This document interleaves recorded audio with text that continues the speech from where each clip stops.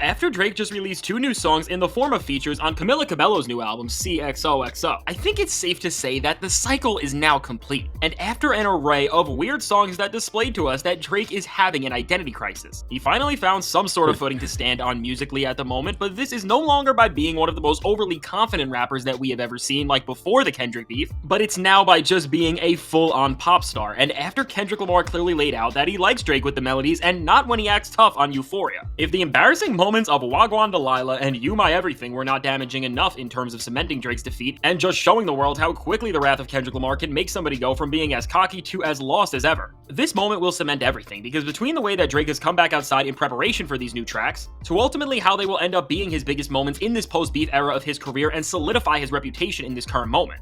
All in all, in a time where Kendrick Lamar is having another victory lap off the momentum of his pop-out concert and Not Like Us video shoot, this moment for Drake, while despite making more noise for him than anything else has, it's not necessarily helping his case. Now, before we can get into these new tracks for Drake and what they are doing on Impact, we need to quickly look at how Drake has responded to Kendrick Lamar's pop-out concert, which did immortalize that Kendrick is the clear winner of this beef, as the entire rap game celebrated him like few other rappers ever have been while they can still smell their flowers. And when it comes to how Drake has responded, it's clear that this massive moment struck a nerve with him, because from the cryptic story posts that have been trying to create some sort of buzz around his name despite the barrage of rappers we just found out absolutely despise him, it's clear that with weird story post after weird story post, Drake has been trying to get any sort of point on the board that he can through any means possible right now, and even further than just some of the cringy selfies and random pictures that are hinting at something. What really turned a lot of eyes was when Drake voted on a poll this week about which diss tracks were the best during the feud between him and Kendrick, and according to the user's poll, who was called the Good Rap Page, which shout out to him, Drake voted for Not Like Us, but beyond Drake actually admitting defeat on an Instagram poll, I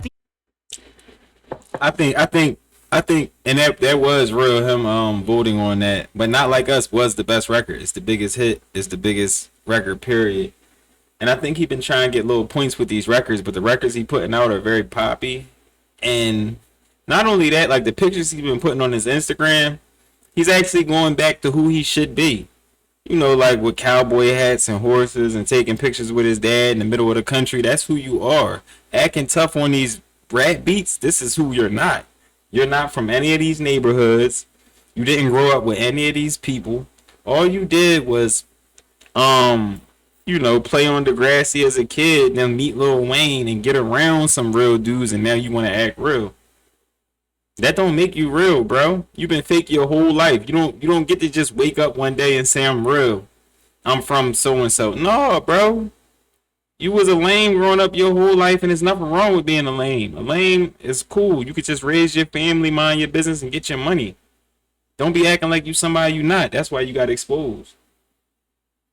At the day, what matters most and what will be judged the most importantly is what goes on behind the microphone. So with these 2 new songs, after a period where Kendrick Lamar just united what feels like the entire genre behind him and everything he has stood for this year in hip-hop, how does Drake respond? Does he show that despite what feels like a genre and reputation that is collapsing more and more with every single moment, that he is still not going to go down without a fight? Or does he only manage to let everything continue to crumble on him even more, and in typical Drake fashion in this era? You probably guessed it, he is only further destroying his credibility within the hip-hop space, because this song is just proving that everything Kendrick Lamar did against him worked, and he really got Drake to step out of the hip-hop space as a whole for the time being. And now if Drake maybe came with a melodically driven hit song that was as infectious as something like One Dance, maybe the conversation could start to shift, and Drake could really set the precedent that despite getting a loss handed to him, he can still release undeniable hits that you cannot deny their greatness. Both of these tracks fall short of any of these expectations, and in all honesty, these songs aren't just a miss, but they sound like cuts that are serving as a direct extension from Drake's most polarizing and panned album, which was, of course, honestly Nevermind. So with the major song in this bunch, which is titled Hot Uptown, this is the cut that was designed to be the massive hit with Drake and Camila Cabello going back and forth over an up-tempo dance beat, and while in a vacuum, this is a decent track that you can throw on and it will definitely give you some good vibes. This song offers absolutely nothing at all that you'd call genuinely special, and just gets by from doing the absolute bare minimum and playing to the most simple of conventions when it comes to what makes a palatable song to throw on the radio, a speaker, or in a clothing store. And if this is the bar, then great, Drake succeeded. But if this song is trying to be a statement and even an answer back to Kendrick Lamar's Not Like Us, which has become the song of the summer at this point, and if this track is trying to remind us not just to greater audiences, but to the entire hip-hop community especially, that Drake really is this undeniable force that should be in the conversation with somebody like Kendrick at all, unless we determine Nah, greatness that's by whose done. music would play the best at Target. This song fails on all fronts, and with the other cut ugly. This is nothing but an interlude from Drake, which just features his whining singing, which has him talking about the same old tired topics about how he loves a girl, she doesn't love him back, and that it is making this almost 40-year-old man sad that he can't find something within these superficial relationships. And again, with this being the best that you have to offer at this moment in time, especially after you were just called out for being so immature despite your age. It really just proves that Kendrick never has to do anything in this beef again if he does not want to, and that he needs to be dismissed from the conversation about what is going on with Drake as a whole right now, because Drake is bringing all of these problems onto himself as he is trying to get away with the absolute bare minimum, and is moving in directions that are only further validating the biggest disses that Kendrick threw his way. When we look at it from this angle, in all honesty, it's a perfect fit that Drake decided to drop off not one but two features on this very album, because just like Camila Cabello, Drake is an artist who is trying to desperately search for an identity at the moment, and both are just failing to capture any of the magic that their older music had to their respective audiences as they step further and further away from what made them special in the first place. Now, while this is only further dampering Drake's abysmal musical batting average this year with a few songs that just sound like a step up from the just laughable majority of cuts on Honestly Nevermind. The timing of a song coming out like this right now is horrible, and the optics of it all is just terrible, because after Kendrick Lamar showed off that he is the sheer embodiment of hip-hop as he brought unification into the genre like few other rappers ever had, Drake is running away from rap as a whole and is now just hopping on generic trends with pop artists? I mean, when we look at all of this in conjunction, with each passing week, moments like these are only making Kendrick's words age better and better, and are really turning a song like Euphoria into this immortal piece of music that, beyond being one of the best rapping displays the genre has seen in a very long time, served as this breakdown of Drake that's only seeming to foreshadow more and more of his failures in ways that we have never seen before. Now, what I honestly think is most interesting about this entire song is what it represents for the direction Drake is going to be going in for the rest of this summer. Because with the way he has been moving online, to the way it's so clear that he's still trying to fight back with Kendrick in his own sad ways. I think it's inevitable that he will only release more new music from here, but I think these songs are proof that at least Drake is going to be staying away from rap for some time, and with everything he has been leaning into, I'm going to make a prediction that we are going to end up getting another project like Drake's Honestly Nevermind, and maybe even a full-fledged sequel, which his entire purpose will be to shift the entire narrative around him in this moment and give people those summer vibes that may help them forget about how scathing Not Like Us is. But if this project is anything like these songs, I don't think this, or really any project from Drake, will do anything right now to help. Yeah, if he keep releasing music the way that he is, like Hey There Liar and the last two tracks he just released, he's gonna be out of here. Nah, he gotta still continue to start. Like, he still gotta rap. But he gotta just create his own little angle and just mind his own business. You get what I'm saying? Admit that Kendrick did his thing. You get what I'm saying? And do his own thing. But if he's just going straight pop, he'll never be accepted back in hip hop. I don't think so, because then that's gonna leave space for people just to make fun of him. You a done bun. You're done. You're done out here, my boy.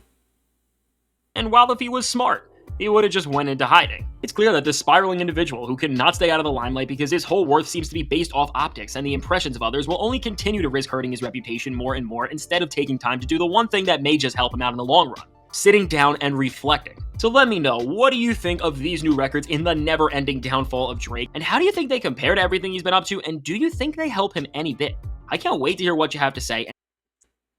I look at these new records just as pop hits, pop misses, really, where nobody's talking about them, nobody's really reposting them. I don't hear them all over the internet.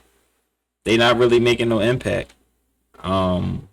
Besides me talking about them right here, have y'all heard about these records? They're not really making any impact. So that says a lot. That's gonna say a lot right there.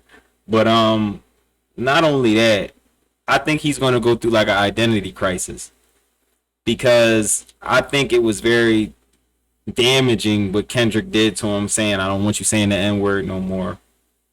I don't want you acting tough no more. I want you just being yourself. But who is yourself? Yourself is a half black, half white kid, which there's nothing wrong with. But you were raised by your mom without your dad. And your mom's side is all Jewish. And you were protected. If you look back on his videos growing up, he was a good kid. He was a great kid, man. He only got in touch with his black side, his dad's side, when it became convenient and he was in hip hop. Besides that, he wasn't in touch with his dad's side.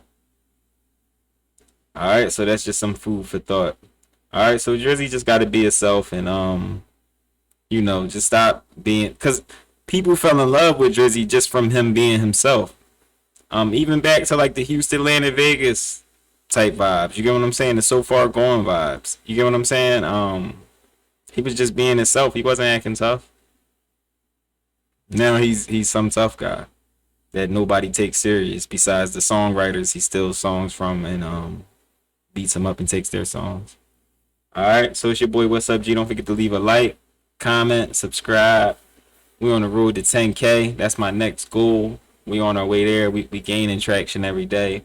And shout out to the people that be liking my videos. Not only watch it, but y'all be liking them because that go a long way. I think we're on the road to like 2,200 right now. So if you're seeing this video, you can hit that subscribe button. Get us a little bit closer there. All right, it's your boy. What's up, G? I'm out. Love y'all.